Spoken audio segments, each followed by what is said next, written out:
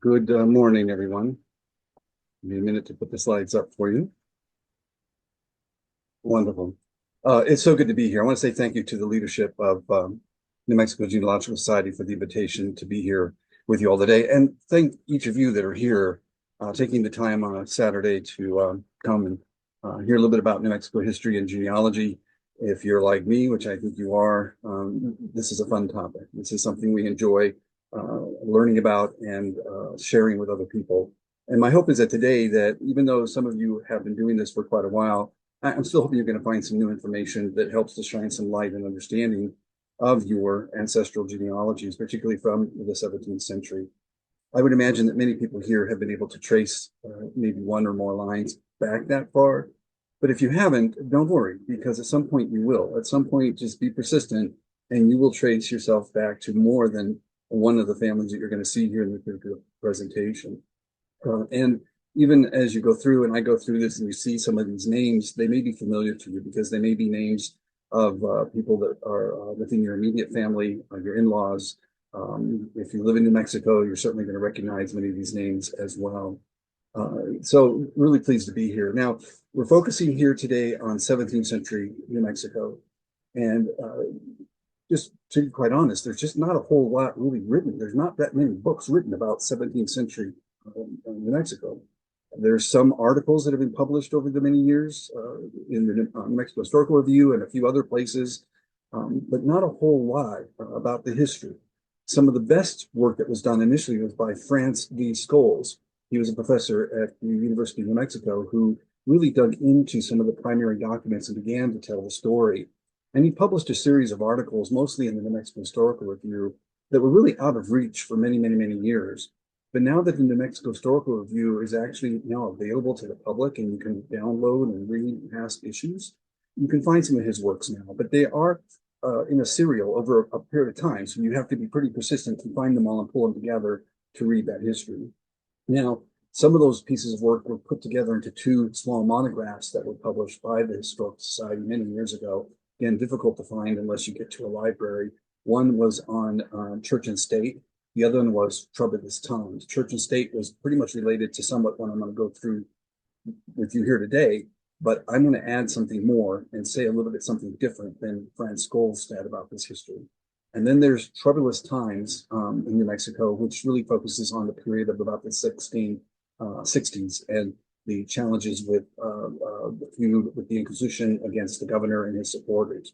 And then there's some works by John Kessel, like Kiva Crossing Crown.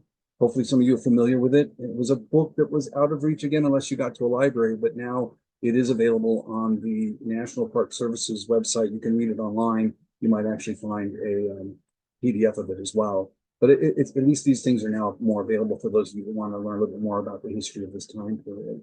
And I'm talking about period before 1680. And why is it that it's so difficult to understand that history? Well, the main thing is the huge loss of records because of the Pueblo Indian Uprising.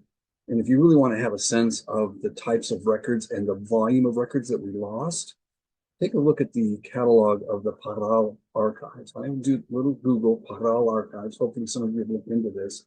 But even if you just look at the catalog of the variety, the huge variety of records from Parral, which was a frontier town in Nueva Vizcaya, now down south in northern Mexico, and you can see the types of records that were there that were lost. We lost land grant records. We lost all types of lawsuits. We lost records of dowries. We lost legal records. We lost so much to tell us about the history of New Mexico.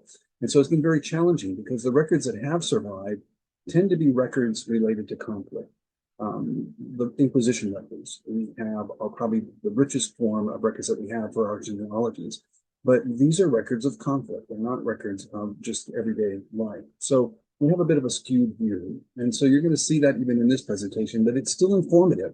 And if we take the time to really read through the documents, we can begin to understand a bit more about the social context, the society that was formed in New Mexico in the 1600s, and the interactions of the families that led to the unions and the matrimonial alliances that shaped the genealogy of Spanish New Mexico.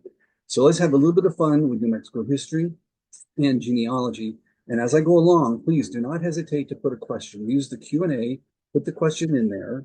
I'm going to really work to get to the point where we can have some time to get through those questions and read those questions to the group. So don't hesitate to add a question or two, or a comment, just even a comment if there's something you want to comment on.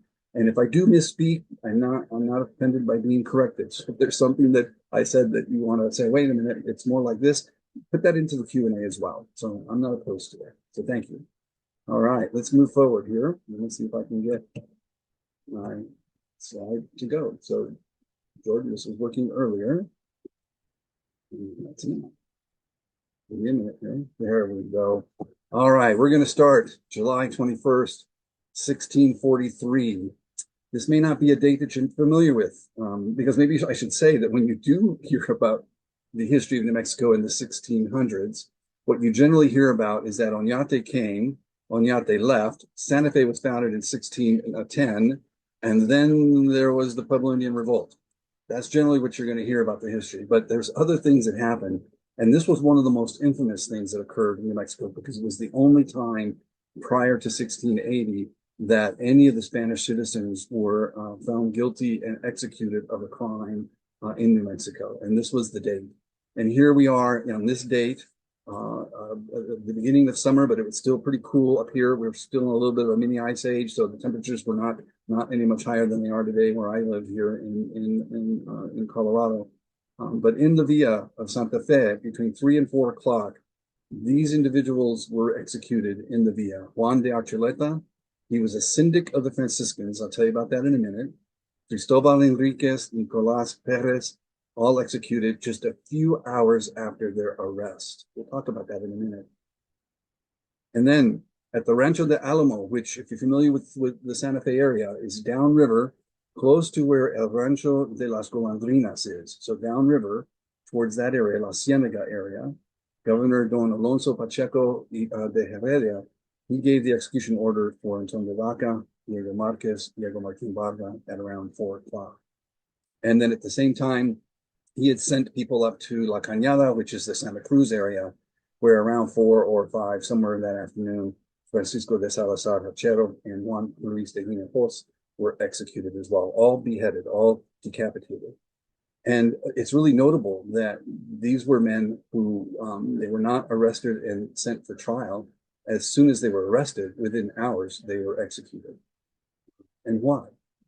And not only that, we'll just kind of run through this, because as you look at these names, I'm going to point a few things out about these individuals.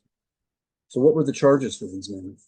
Well, the number one charge was they were complicit in the murder of the governor, the ex-governor, actually, Governor Don Luis de Rosas in 1641. What had happened is that as Rosas' term came to an end and the new incoming governor, Don Juan Flores de Valdez, came in, he was starting to do the administrative review of Governor Rosas, the audiencia, the review of that term. But while he was doing that review, Flores de Valdez died. And so there wasn't an official governor. Messages had to be sent to Mexico City informing the viceroy that the governor died. We need to appoint a new governor. What do we do? So here we have a bit of a period where there wasn't really a clear leadership or representative of the crown. And what had happened then is that these men that I just mentioned were part of a group that then arrested Rosas. They confiscated his belongings and they jailed him. And the question then is why? Why would they do that? And the accusations against them was also that there was this accusation that the reason the governor was killed was that he was committing adultery with the wife of Nicolás Ortiz.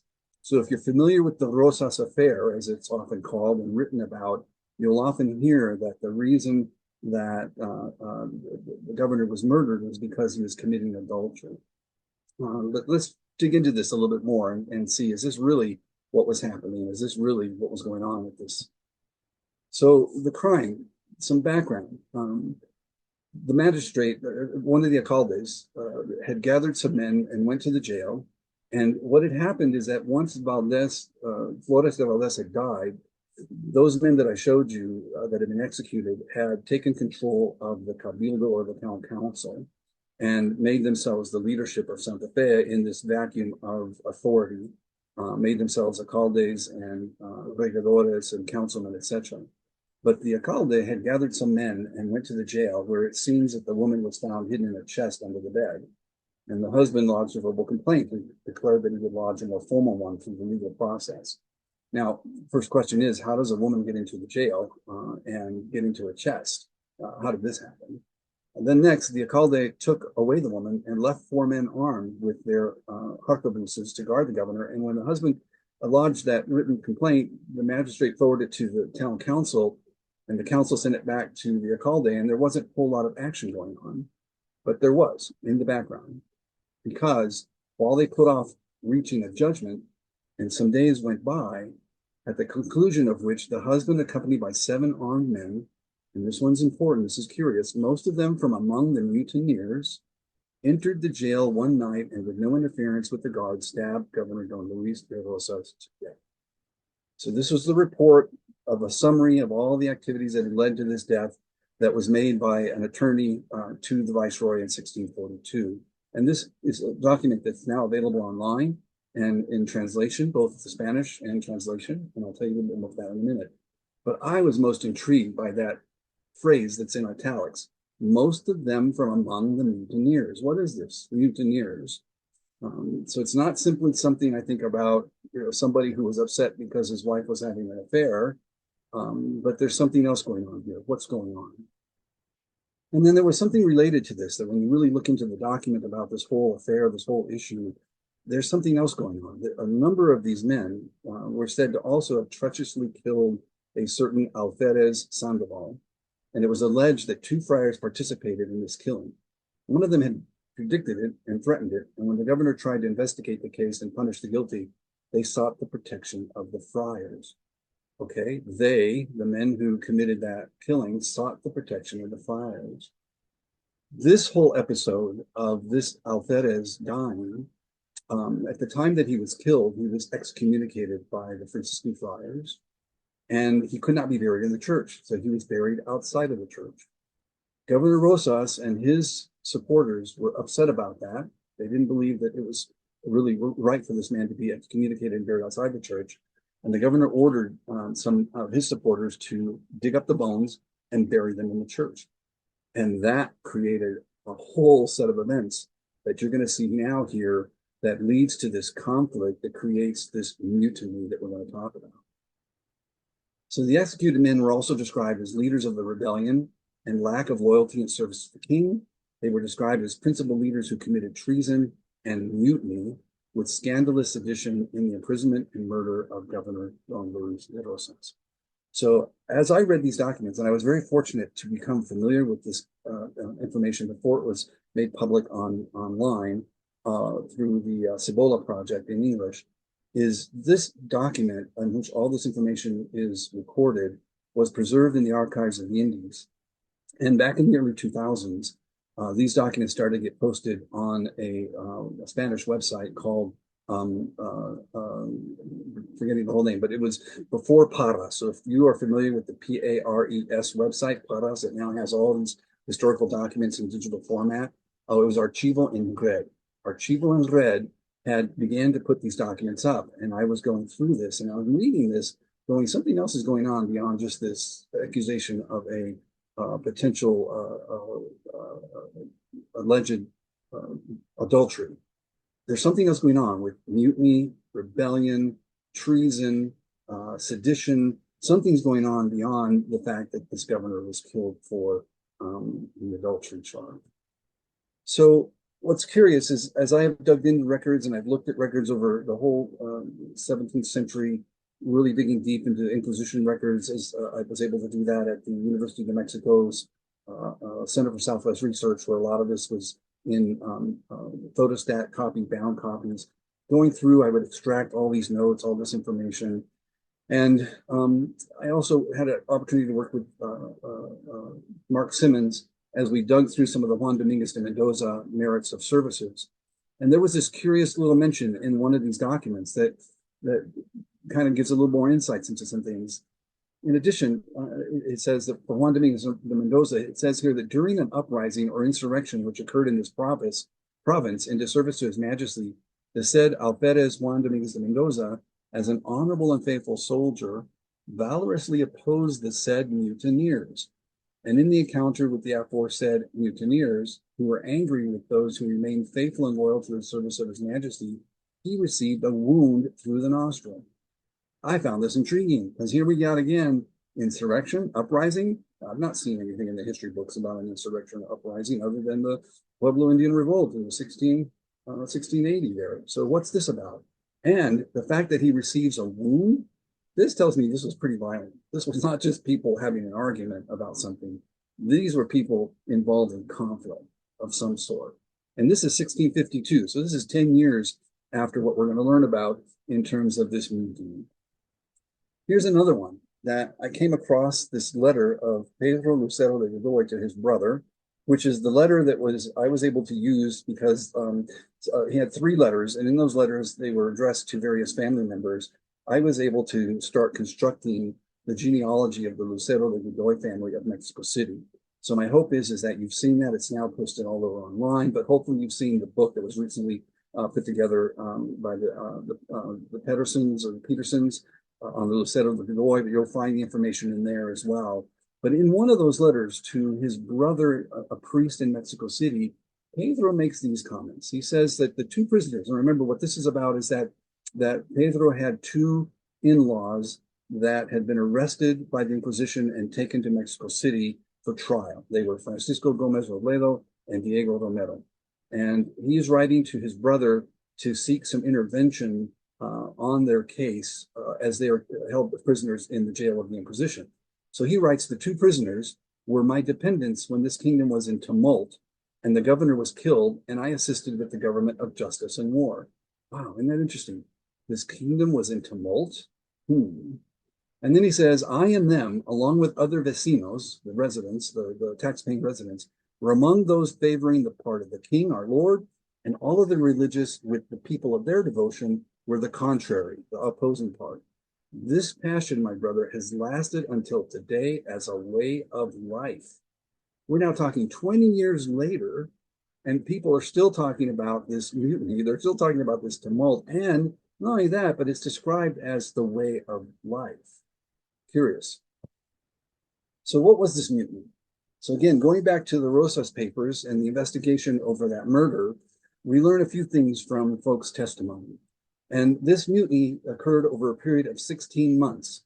And again, it begins with that killing of Sandoval, exhuming his bones, putting it into the church, because now the church was considered violated. And the friars closed the church door. The governor got angry with the friars because they wanted to take the bones out again. And he tossed the friars out of Santa Fe. He expelled them out of Santa Fe. And this starts the beginnings, and it all occurred in January 1640. It starts the beginning of the quote unquote the mutiny. And what ends up happening is that the leader of the Franciscans, Fray Juan de Salas, we get this description of him taking leadership, that he wore a general's insignia, and he led 73 of 120 of the soldados vecinos, the soldier tax-paying citizens, in opposition to Governor Rosas, withdrawing to Santo Domingo, where they fortified themselves with trenches and military supplies as in a castle for 16 months. Now, my hope is that by now, as in my writings and a few other writings, maybe a few of you have heard of this movement. Hopefully you have. I know John Kessel wrote briefly about it in Keep a Cross and Crown. But if you haven't, this is an important one for those of us who have ancestors here. 73 of 120 are in opposition to the government. And when I read this, I'm going, so who are the 73? Who are those people? They weren't named in this document. We get a sense of them because some of them were executed, but clearly we're looking at something going on in New Mexico where people are not getting along. And here it rises to such a boil of conflict that people are now fortifying themselves and taking up arms against each other. And Fray Salas's supporters, they attacked and stole the cattle of the governor and the soldiers that were loyal to the king. And this is the description that in the record, 73 of 120. So I didn't invent that number. It's in the record. That's the majority, pretty close to the majority. The Father Custodian, that's Salas again. He's wearing the general's insignia. He would lead the soldiers, raise the flag of the Holy Crusade, and another that they called the flag of the faith. And he and the friars argued and preached that only the Pope and they in his name were to be obeyed in that country, and that the king, our Lord, and his royal authority played no part there. Again, this is the report of the lawyer to the viceroy in terms of the information that they gathered from testimony of people in New Mexico. Is his conclusion was then that the friar was the one leading this in a military way as a crusade, and was telling people that really you need to obey the friars and the church over the king and the governor. And of course, this is what conflict culminates in January 1641 with the death of Rosas, when the people and the leaders who were supporting the friars had this door of opportunity to take control of the government when the incoming governor died. And that then became an opportunity for them to get their revenge against Rosas. So who are these clans? And this is what I've spent time doing in my research in digging into these records of trying to understand who was on what side of this conflict, who supported the religious. And in the records, they are referred to as protectores de los religiosos, so the protectors of the religious. Who were they? And who were the people that were parte del rey, the royalists? And so in my research, this is what I've been able to pull together. And you'll see that the names in yellow are families that have their origin in the Oñate area. The ones that are underlined in italics, these are people who had been arrested by the governor at some point in their lives, or some family member had been arrested. And those with the asterisks are the ones that were executed as, quote, traitors to the crown for the murder of Rosas. And if you are like me, which if you've traced your ancestry back this far, I bet you're going to see names of your ancestors here, because I certainly do. I see plenty of names here. And some of these names, many of these names are still around in New Mexico. But you can get a good sense here of these are the folks that were part of this supporter. I don't come up with 73, but I would imagine that there were multiple members of these families involved. So I just don't have a list of 73, but it kind of gives you a sense of who was supporting this. But I want to point out that not all families were all in on things. And so you see that Dominguez family there. You're going to see some Dominguezes on the side of the governors, even though you see a few Dominguezes here.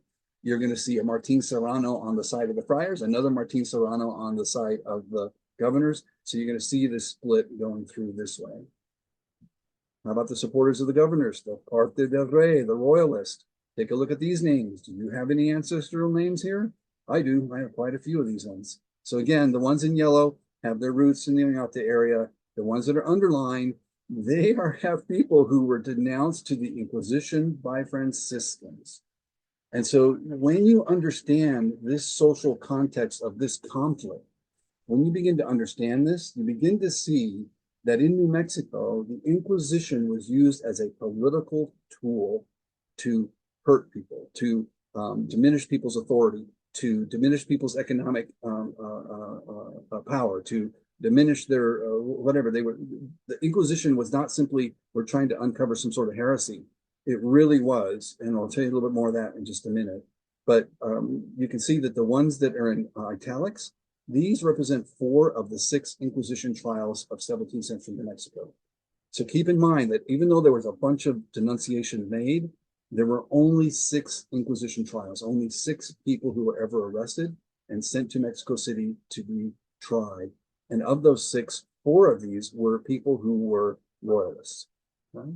Now you're beginning to get a sense of what's going on here, whose side are you on, and as you begin to read or look at the records, keep an eye on this. When you read a record and you read somebody's testimony, you might want to look at who that is and what family name they have to get a sense of which side are they on. Because I can almost tell you that when you look at these Inquisition trials of these 4 men or these 4 people, that the people who are testifying against them, guess what? They're going to be from the opposite faction. So my question then, as I've read through this, is although Franz Scholes had called this a conflict of church and state, I don't see it as church and state. Because we're not talking about, even though someone says, we want this to be about the Pope's not involved here. The Roman Church from Rome is not involved here. And partly because where all this conflict starts, as you really look into the records, is that this is more state and state, because you have to remember that in Spanish society, the Spanish monarchy was a theocracy. it was so intertwined with the Catholic Church that even the Council of Indies, which oversaw the governing of the New World, etc., had friars and church people on it. Even the Viceroy consulted theologians about this. And you're going to see here that even the Franciscans in New Mexico, they weren't making a plea to the Pope. They were making pleas to the Viceroy. So how do we get to this point? Because we're really talking state and state, not church and state. But we could be saying it's the religious versus secular. That we could say, but it's all within the Spanish framework of that mix of Catholicism and government. So let's go back in time to understand how did this get started? Because this mutiny was not a singular event. And you certainly saw that in Pedro Lucero de Godoy's letter when he says this was a way of life. It even goes further back, and let's go to 1608.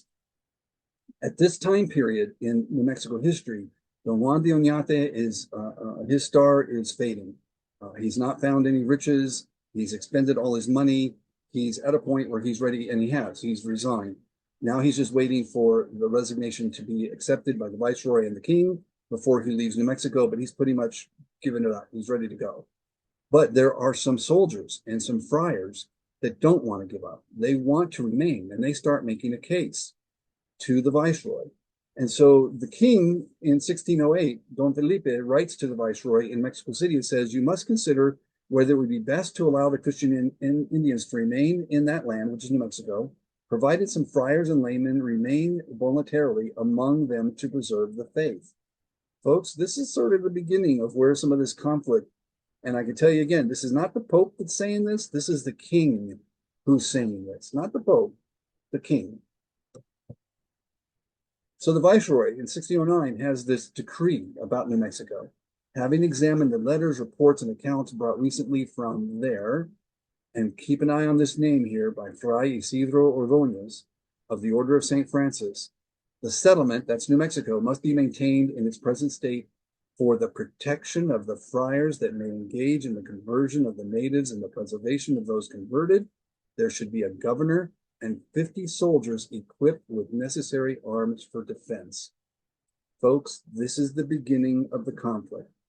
How people interpreted this decree is the beginning of the conflict. Because you can see that in this decree, it could be easily interpreted by the Franciscan friars that New Mexico was being retained specifically for the conversion of natives and for the protection of the friars. There would be a governor and 50 soldiers to defend the friars. So you can see where the Franciscan leadership begins to think, we're the supreme authority in New Mexico, not the governors. The governors are there to protect us. We're the ones that are going to be the governing authority in New Mexico. And you can see then this is not really a conflict of church and state, because it's not the church that's doing this. It's the state that's creating this. The state is creating a conflict and not being clear about how New Mexico is to be governed. So another a letter of Don Felipe now, who's far away, but he's hearing from the Viceroy. He thanks the Viceroy. I thank the Viceroy, he says, for the zeal with which he looks after matters pertaining to the service of God and the exaltation of the faith. Approve his decision not to abandon the conversion of New Mexico, and order him again to encourage and support it as much as possible, in order that the spreading of the gospel should not fail in those provinces for lack of evangelical workers and needed supplies. So again, it's the state that's saying this is the primary reason that we're keeping New Mexico is for the service of God and the conversion. This is what he's saying is the prime purpose for having any kind of presence in New Mexico of the Spanish government. And so then this royal decree continues. I hereby instruct you that you are to support and foster anew this conversion in order that the preaching of the faith in those provinces shall not fail for lack of evangelical workers and other requirements. I think I just repeated that. So we're really looking at this beginning of these factions and passions. And we can see this throughout the history of 17th century New Mexico up into by almost like the 1670s.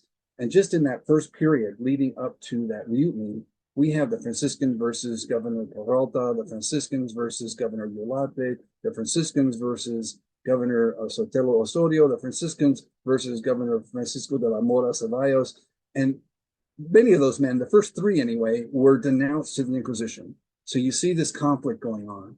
And then we even see it pronounced even more so when the Franciscans had their conflicts with Governor Lopez de Mendizábal and with Governor Peñalosa. But this is where Francis Scholes does his study, focusing on the Franciscans and the governors.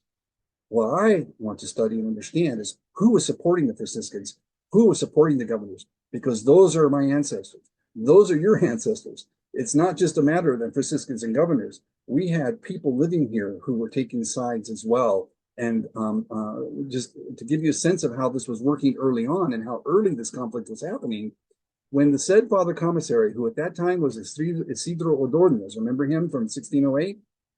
He saw that he ordered a convoy to be to be formed with those who had taken refuge in the monastery, and with Alferez Simon Perez de Bustillo and 3 other soldiers, writing a letter to the viceroy with an account, as best suited him, of what had happened with some council members and magistrates, and asking the viceroy's permission to arrest the governor. Couple things here. Keep an eye out for that name, the Perez de Bustillo family. Keep an account on the fact that there are these soldiers that are siding with Ordóñez, and keep notice of the fact that he's not writing to the Pope, he's writing to the viceroy. Okay. The Father Commissary had a man in town who played both ends against the middle. He had promised the governor to go to New Spain with him, that man, and he wrote the Father Commissary that he would inform him when the governor set out and how far he would travel and where he would stop so that he could more easily be arrested. So here what you see is that there is somebody, and I wish I knew the name of this person because he's probably one of our ancestors, was playing both sides. He was allied to the Franciscan friar leadership, but he was also infiltrating himself into the goodwill of the governor. So he was playing both sides, and he was the informant to the Father Commissary Ordóñez. And then the governor gets arrested. So Franciscans didn't even wait to hear from the viceroy. At first dawn on the 13th of the said month of August of 1613, the Father Commissary fell upon the governor with almost 40 men, all well armed. All right, 40 men. I wish I had a list of those men, because there were only about 50 or 60 men that were serving as soldiers at this time. So clearly the majority of them supported, or at least felt compelled to have to support, the Franciscan leadership. The Father Commissary demanded that he surrender. The governor refused, and the Father Commissary said, "I arrest you in the name of the Holy Office." So there you go. Now he's using the Inquisition as the tool to hammer down against his enemy. The governor did what he could, but in vain. He was arrested and taken to the convent or the convento in Sandia, so that he'd be further away from the town and more secure. But I'm interested in those 40 men. Well, here's a few of them. So on the 28th of the said month of August, 1613, Captain Jerónimo Marquez, a common ancestor of ours, Captain Varela, which I think this is Alonso, I can't tell if it's Alonso Pedro, came to Santo Domingo, having been under house arrest in the town, and so they had been arrested by Peralta on account of their relative, Simón Pérez de Bustillo, and with them came Captain Cristobal Baca, who was the syndic. And I forgot to explain to you, the syndic of the Franciscans are the men who are appointed to handle the financial aspects of the Franciscan leadership. Franciscan friars couldn't handle money. They couldn't take care of their business. So the syndics were appointed to take care of all the commercial and economic needs and buy the supplies and et cetera, et cetera. And so they're very trusted people of the Franciscans. And then Alferez Asensio de Archuleta was the notary of the Franciscans. He came to the monastery and he was the notary and was on bad terms with the governor, and the governor with him because of his previous arrest and other earlier incidents. So even as early as 1613, if you think back to the men who were executed, Marquez, Baca, Archuleta, folks, that mutiny of 1640, 41, and the murder of Rosas, it has really early long-term roots. It goes back all the way here to 1613. It was not just an isolated incident. Just as a reminder then of the numbers of folks, we have from the records in 1617, there's about 48 vecinos. So if 40 of them were with the Franciscans, you don't have very many on the side of the government. And it could be that even some of the ones that were with the Franciscans felt compelled for their own safety to come that way. They may not have been totally Franciscan supporters, but they felt compelled to go with the larger group. 1620, there's 50 of them. 1626, another 50. 1638, another 50. This is right at the time that Rosas is here. Folks, we don't have a lot of people living that were Spanish citizens living in New Mexico. And so, and then you get that figure of 73 out of 120 in 1641. And so basically you have a situation where we have ancestors on these different, with these different factions who are not getting along and are violent towards each other. So who and what does this mean for us in genealogy? So let me just give you a sense of this, because I want you, and hopefully you've seen this. If you've traced your ancestry, you have some sense of this. But take a look at this, because this conflict shaped matrimonial alliances. It shapes our ancestral genealogy in terms of who married who, because generally you're going to see that the people who are pro-religious, those family groups form matrimonial alliances among themselves. Those who are pro the king or the governor, they form matrimonial alliances there. But there are some that cross boundaries, and I'm really intrigued to learn more about that. But take a look at this, because you can see that in these first few right here, this Perez de Bustillo clan, these folks were hardcore Franciscan supporters.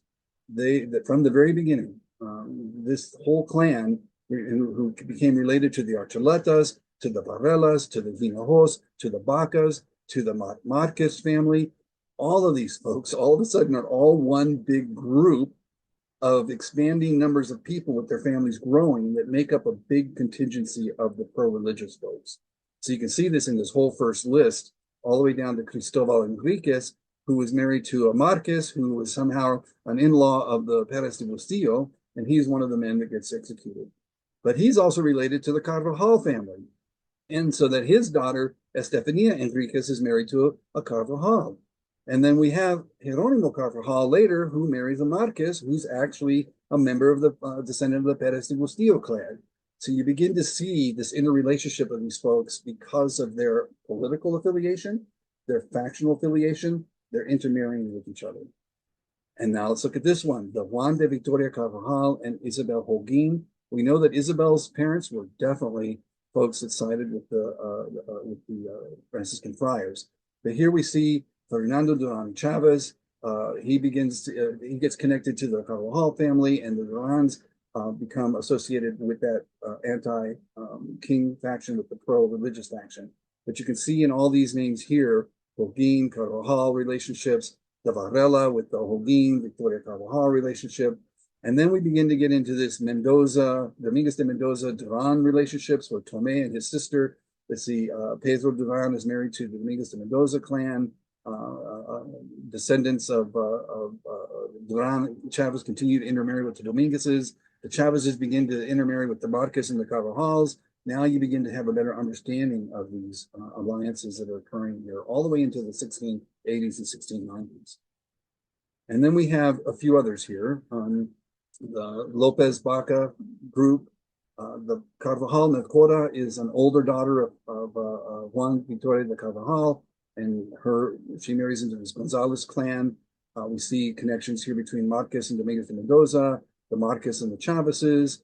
And then we have the Lopez del Castillo intermarrying into the Archuleta clan, the Archuleta clan intermarrying with the Lujans, and the Lujans intermarrying with the Sernas. All of these folks at some point being associated with the pro-religious groups. And then we get the connections with the Trujillos, who had their estancias down near Bernalillo, today modern-day Bernalillo. But you can see the Trujillos get intermarried into the Perez de Castillo. The Baca family and the Trujillo family get aligned. The Hurtados and the Trujillos become aligned. And then the Hurtados and the Durán Chavezes become allied. And then the Hurtados with the Varellas become allied. Now we have the Ruiz de Cáceres and the Bacas connecting. And then the Lujans with the Ruiz de Cáceres. And then we have Jorge de Vera, new family group, getting allied to the Bacas. And then the Baca Jorge folks getting aligned with the Montaños. And then we have this other group, the Lopez de Gracia clan, which had its roots mainly in the Isleta area and also in the Las Salinas area. But you can see here then the Lopez de Gracia were definitely anti-governor. They were pro-religious. They handled a lot of the commercial trade for the Franciscans. But you can see all of these folks, the Apodaca, the Montaños, Lopez de Gracia, the Valencias, the Cedillos, and the Nietos, all joined in, intermarried, and forming a clan that is pro-religious. Now, what about the pro-governors? what's happening there. And most of these folks lived in the Santa Fe area or in the Santa Cruz or La Cañada area. So we have the Anaya Almazan clan intermarrying with the Lopez Zambrano, with the Rodriguez. Then we have this Griego de la Cruz clan, the Bernal Griego clan, intermarrying with the Duran family, intermarrying with the Gonzalez, and then, of course, the Griego name that gets passed on in our genealogies. And then we have this other connection here. Lopez del Castillo is actually connected to the Griego clan. And now we start to get to the Lucero clan and their relationship to the Montoyas, which is Petronila de Zamora is a Montoya, and their intermarriage with the Gomez Robledo clan. We do have, and I should have put this one, the Dominguez de Mendoza with Lucero should have gone in another category, but still, you can see this connection between Lucero and Romero occurring here. The Martin Barba was split from pro-governor and pro-religious, but again, you can see the Montoyas connected with the Martin Barbas. The Lopez de Ocantos married into the Montoya family. The Moraga family married into the Bernal family. The Moran family related to the Durans, which are Griegos, and the Pachecos get allied with the governors as well, and to the Montoyas. And then there's that famous Gomez Robledo family, and the connections they have with Diego Romero, who gets arrested by the Inquisition, who marries a Lucero de Godoy, on and on. Now, this is interesting because there are some families that don't adhere to staying within their own factions. They actually start reaching out beyond their faction. I want to learn more about this. Unfortunately, we don't have records of dowry. We don't have other records to tell us why would these clans start to intermarry from different factions. Why would the Perez de Bustillo marry an Anaya? Well, partly it could have been location because the Anaya had land in La Cienega and the Perez de Bustillo had land in La Cienega. But why would that happen? And we'll explain that in just a minute. So why would the Dominguez and the Anayas come together? Why would the Dominguez and the Duran Chavez come together? Because Juan Dominguez was not like his brother Tomé, and Juan was definitely pro-governor. His brother Tomé was pro-religious. You see this Duran Trujillo connection, the Duran Marcus. So people are crossing boundaries. Although Alonso Garcia was definitely pro-governor, his wife was from a clan that was pro-religious. And then you see this Griego Lujan connection as well. Who knows why these groups decided to cross boundaries, but they were able to do that. We have more here with the Madrids and the Marquez, the Madrids with the Varela de Rosada, the Madrids with the Ruiz de Cáceres, the Madrids with the Varelas again, even the Romeros reaching out to the Archuletas and to the Perez de Bustillo clan.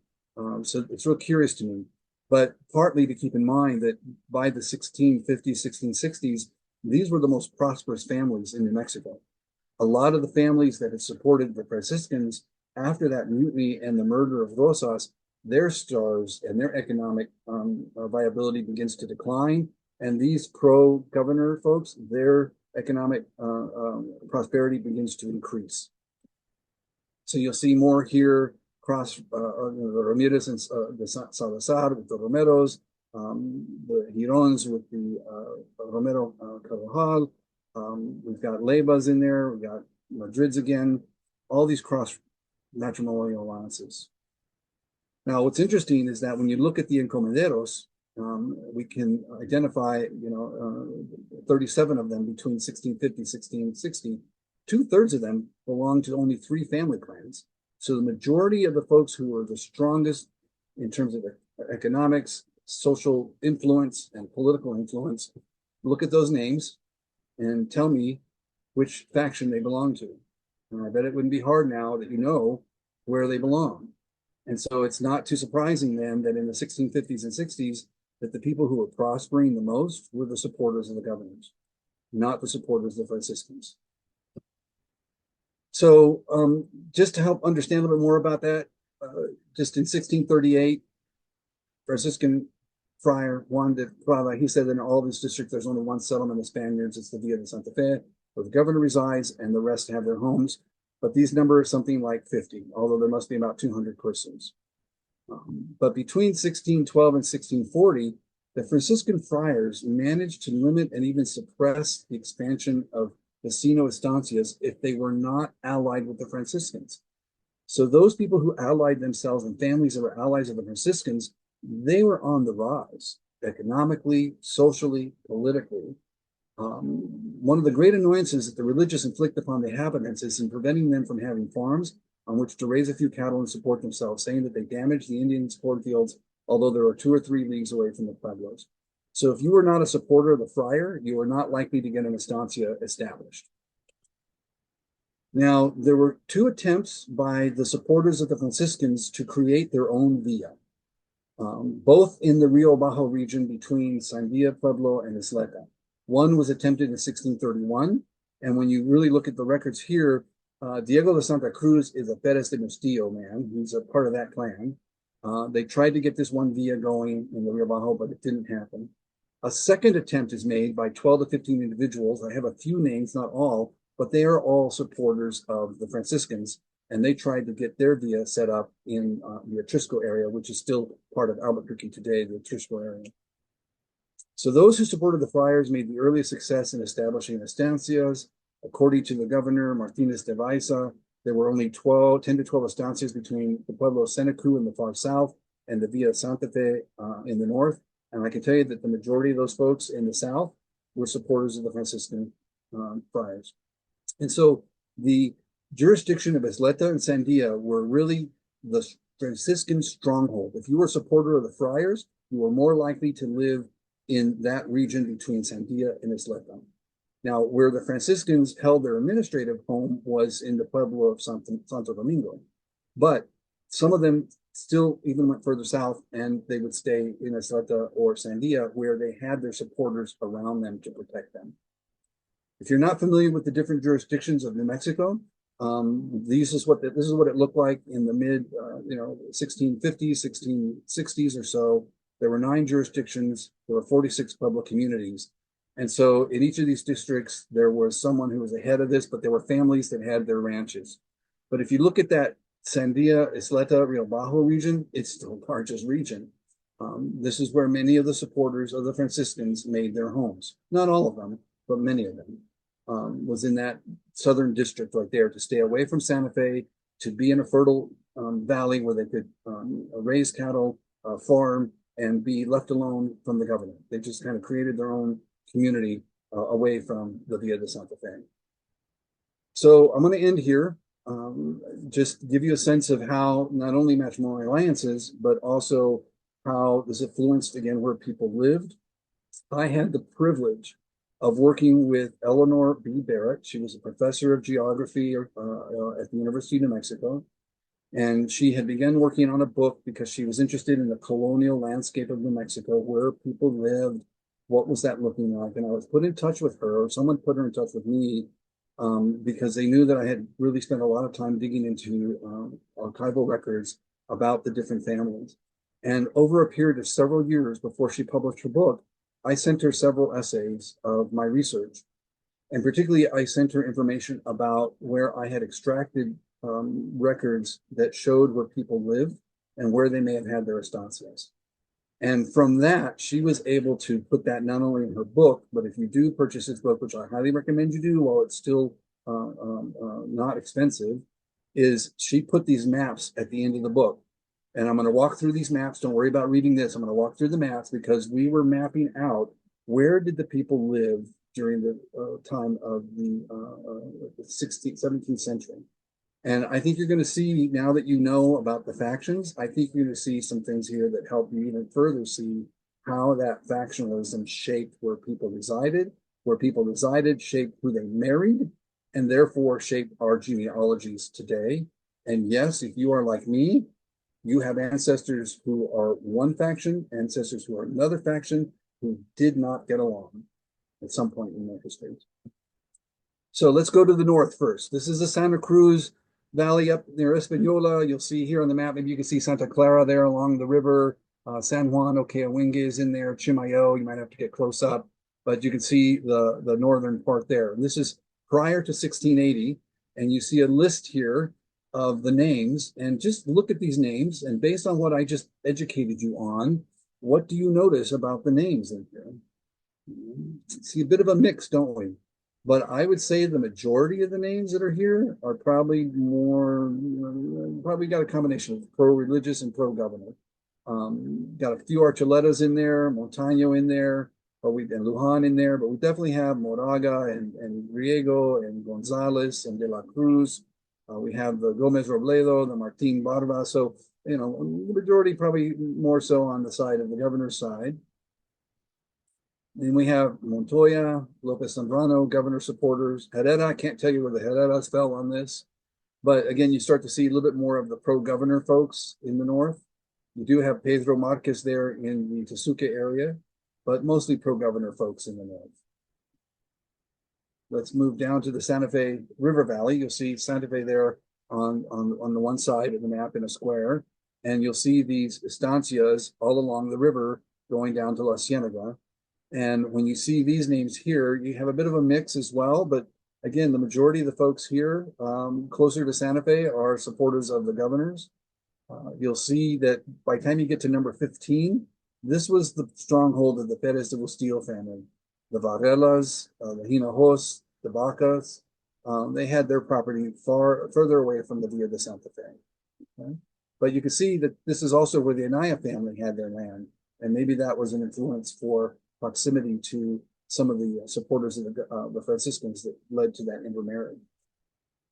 Now let's go downriver. Let's go down. This is now looking at between Angostura, or let's say Bernalillo in the north, modern day Bernalillo, and going down south past Isleta, and even further south than that. Take a look at the names here. And as you look at these names, you'll see a bit of a mix as well, but the majority of these names are people who were supporters of governors. The Salazar, the Baca, the Dominguez, got the Trujillos there, the Carvajals, you've got the Durani Chavez, you've got the Lopez de Gracia, you've got the Holguins, you've got the Valencia. You have a few of the others that are further south. Let's go through and see who else. I think that's it. So let's conclude with this, is that this interaction, this conflict between, are you supporting the authority of the Franciscan governors as the supreme authority in New Mexico, or are you supporting the supreme authority of the representative of the king, the governor, had a long memory.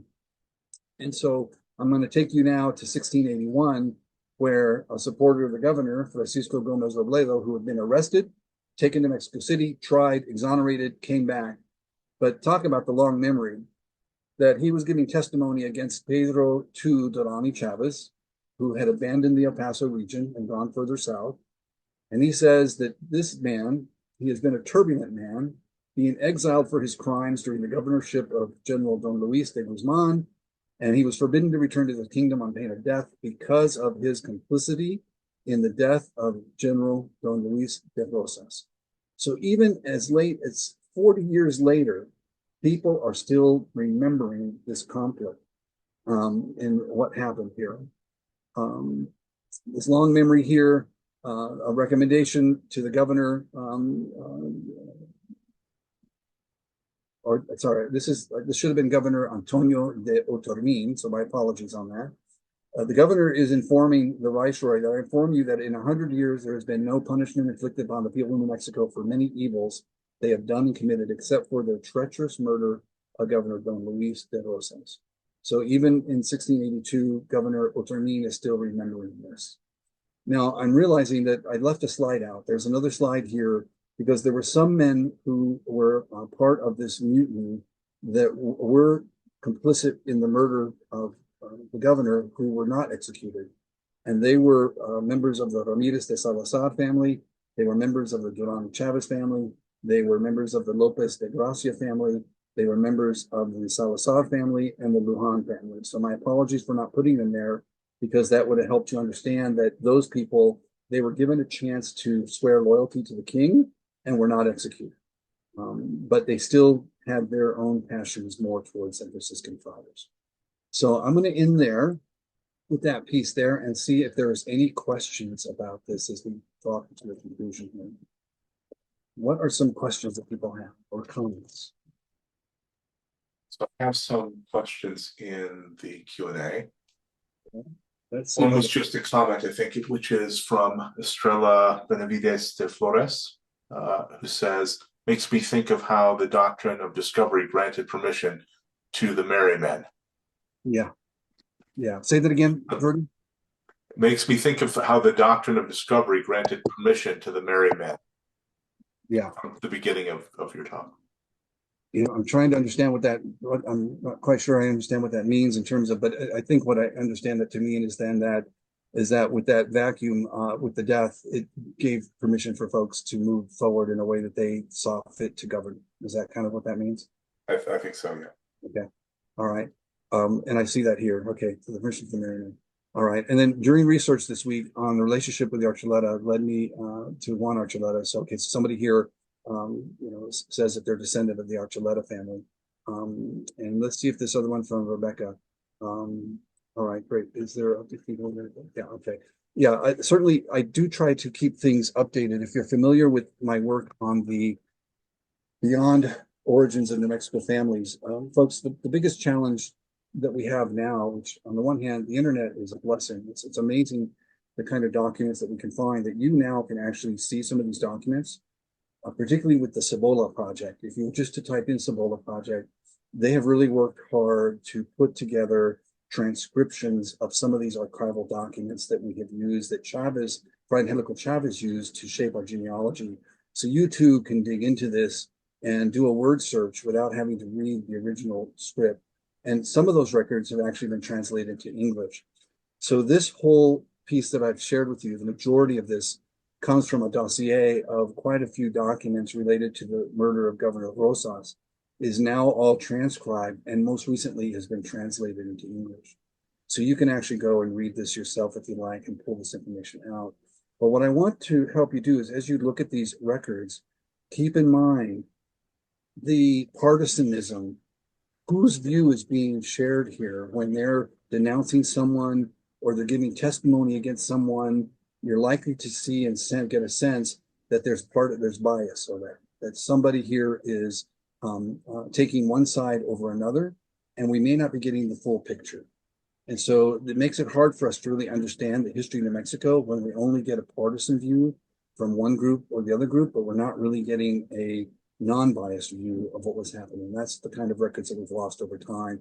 We've lost the more non-biased view of events that were happening in New Mexico. Any more questions? Yeah, there's one from Brian Martinez. He says, so the Martin Serrano brothers were in opposing factions. Any idea why that might be would it be socioeconomic? And then the other question he had was, why was Luis spared in the execution? Yeah, that's interesting. And I think there's an error in that, because his name was mentioned as having been executed, but he was not executed. We have records of him being alive, still in the early 1660s, 1659, 1660. I'm not quite sure. That we'd have to really dig in or find more records to give us a better explanation for why in the early time was he, more associated with that faction that supported the Franciscans, because his land was up in the Chimayo area. So his land, he was not really down south. So I don't have a good explanation for that. But we know that Hernan, his brother Hernan, lived in the Villa de Santa Fe and had his obraje. He had his factory for making cloth in Santa Fe. And we know that he was in Santa Fe during that period of the mutiny. And so that tells me then that he was the pro-governor's force, because he would have then fled Santa Fe if he was at odds with the governor.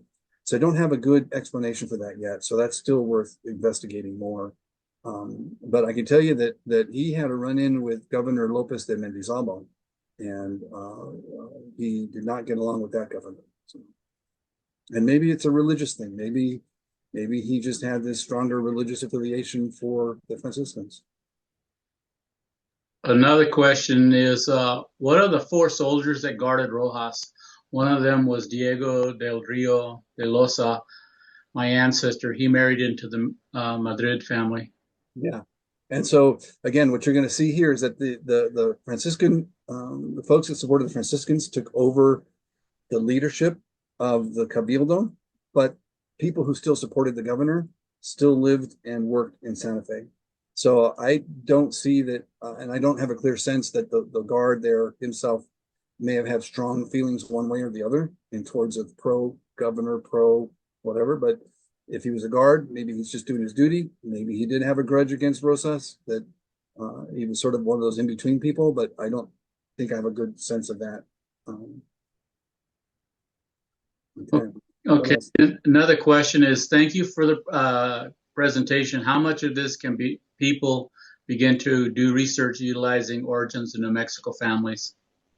Yeah, you can. I mean, certainly I would recommend everyone, if you don't have a copy, and now, again, the miracles of the internet, you can find PDF copies, or you can order.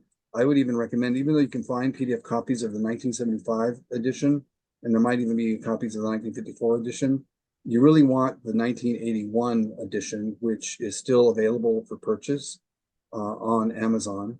I would recommend that you get the 1981 version because it has much more added to it than the 1954-57. It has the addendum to origins in New Mexico families, and it has a whole list of names of folks who came in the 1800s as well.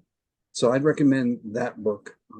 You can get it. I don't know if it's available digitally, but you can get it through online book sources or from the Museum of New Mexico Press online.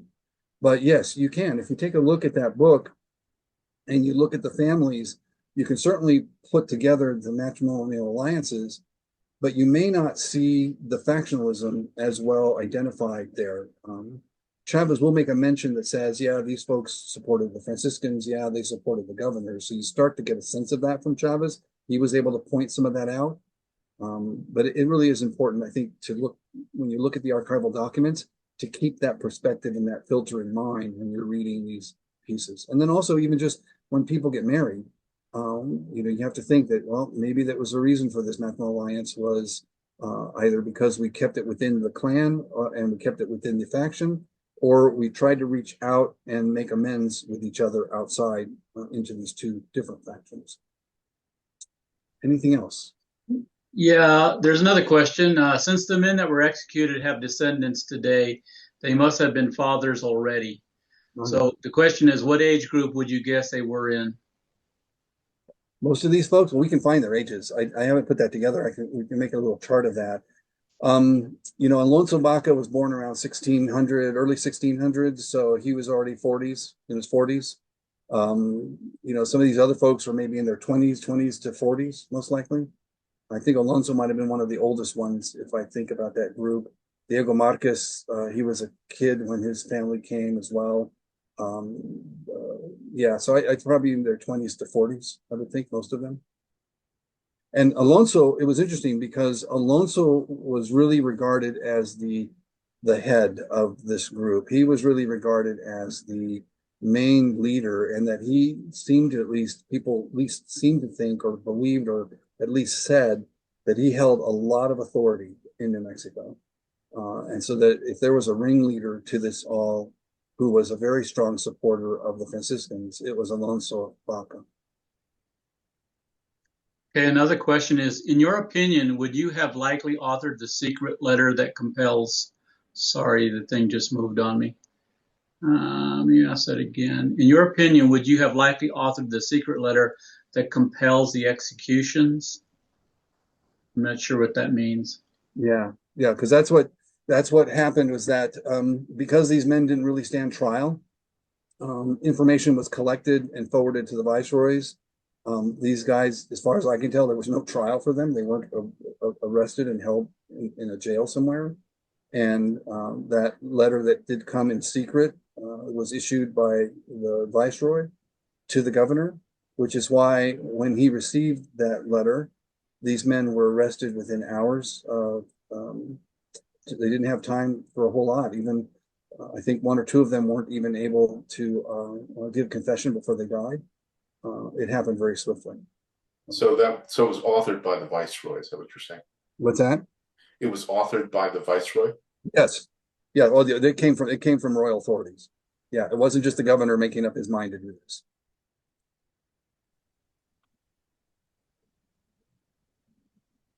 Okay, anything else? Yeah, you mentioned a website, something like pares.com, pares.com. What was the website? That was it, correct? Yeah, that's it. I don't know if it's .com, but it's Paras, Pares, Paras, the Portal, Archivos de España. So yes, maybe we can put a link in here for folks, or we'll figure out where. I would imagine it's on the New Mexico Genealogical. Might be a link that you guys have on your website as well.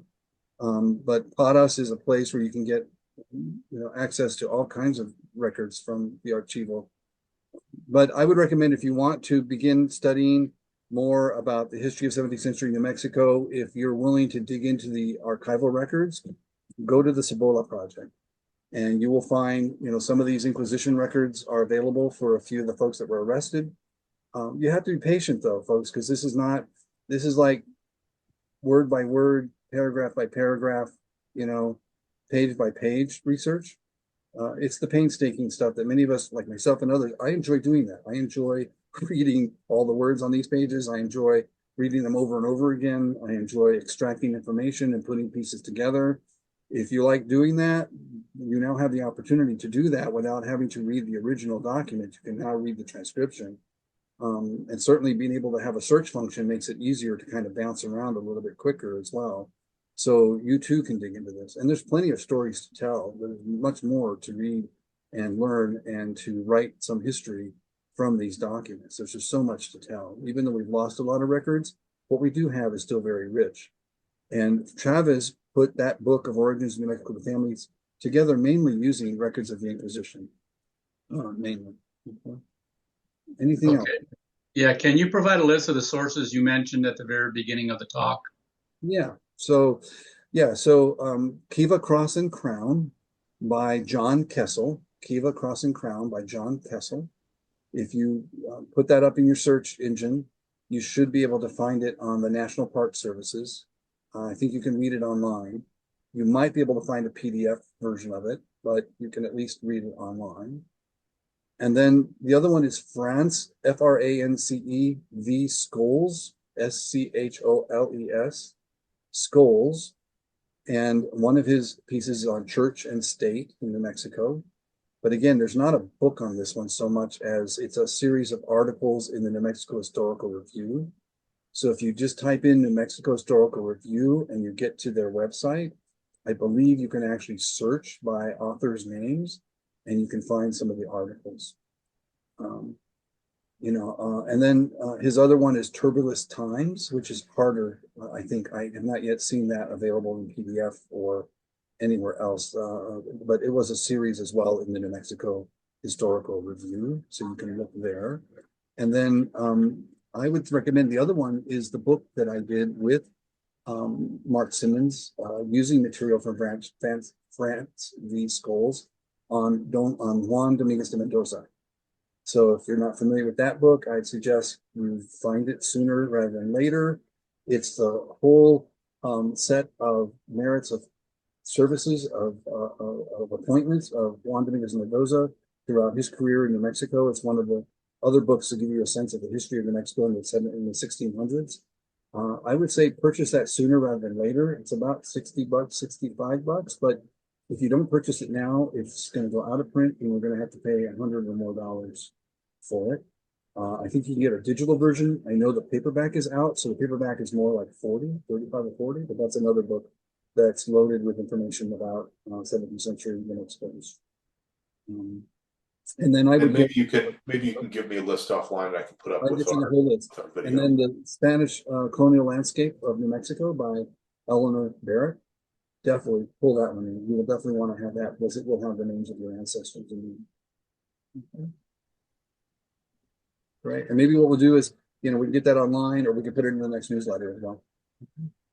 Okay, another question is, I think it's the second to last one. I wonder if this also came into play since they were Knights of St. Julian. And who is Knights of St. Julian? I have no idea. That's just all the statement here.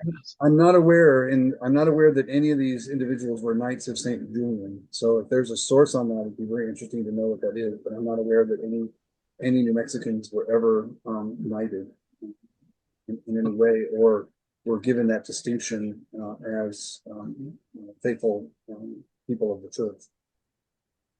Okay, and it looks like the final question is, why was Salazar Hachero involved in the murder? We don't know. That's not enough information. Even when you read the document, we don't have much information on how or why they were involved. We don't know the motivation. That's, I think, because there wasn't a trial. There was no testimony given to say, I'm a witness and this is what I saw Francisco do. So we don't really know. Unfortunately, we don't know. And what we don't know too is, again, we see the Salazar Hachero name. That surname shows up in the 1680s, but we don't have a lot of information about that Salazar genealogy. We know that Agustin de Salazar comes back to New Mexico in 1692 and survives the Pueblo Indian uprising, but we don't yet have the name of his father. So we don't know whether he was a Salazar Hachero, was he a Ramirez de Salazar, or was he, there was another Salazar, there were like 3 or 4 Salazar families in New Mexico in the 1600s. So hard to say which Salazar most people descend of that are descendants of Agustin. I think that's all the questions, Jose. Okay. Well, I want to thank folks who's hung in there for this whole time period. I want to say thank you very much for this. I think it was announced that this would be a recording that at some point it will be online again. So if you were trying to take notes copiously, this thing will be available online at some point. And I look forward to any future opportunities to present to you. So thank you very much. Appreciate you being here for the meeting as well.